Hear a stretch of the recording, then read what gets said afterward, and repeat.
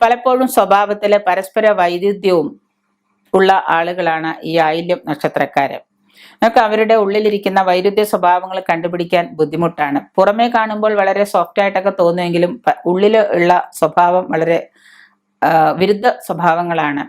ഉപകാരമില്ലായ്മ, ആരെങ്കിലും എന്തെങ്കിലും ചെയ്തു കഴിഞ്ഞാൽ അവരോട് ഉപകാരമില്ലായ്മ, സ്മരണയില്ലായ്മ, അസൂയ തുടങ്ങിയ ചില ലക്ഷണങ്ങൾ ഇവർക്കുണ്ട്. ഇതൊക്കെ ഇവരുടെ സാധാരണ ലക്ഷണങ്ങളാണ്, ഈ നാളുകാർക്കുള്ള ലക്ഷണങ്ങളാണ്. സാമ്പത്തികമായിട്ട് ഇവര് ഒരു നല്ല നിലയിലെത്തും എന്നുള്ളത് സംശയമില്ലാത്ത കാര്യമാണ്. എന്നെങ്കിലും ഇവർ സാമ്പത്തികമായിട്ട് നല്ലൊരു നിലയിലെത്തും. ജീവിതത്തിൽ ഒരു 30-35 വയസ്സ് 40 വയസ്സിനുള്ളിലൊക്കെ ഇവർ നല്ലൊരു നിലയിൽ എത്തിപ്പെടും. സ്ത്രീകൾക്കാണെങ്കിൽ ദാമ്പത്യ ജീവിതം വളരെ ബുദ്ധിമുട്ടായിരിക്കും. ദാമ്പത്യ ജീവിതം വളരെ ക്ലേശകരം തന്നെയായിരിക്കും. എത്ര നല്ല ഭർത്താവാണെങ്കിലും ഇവരുടെ ജീവിതം വളരെ ക്ലേശകരമായിരിക്കും, സ്ത്രീകളുടെ ജീവിതം.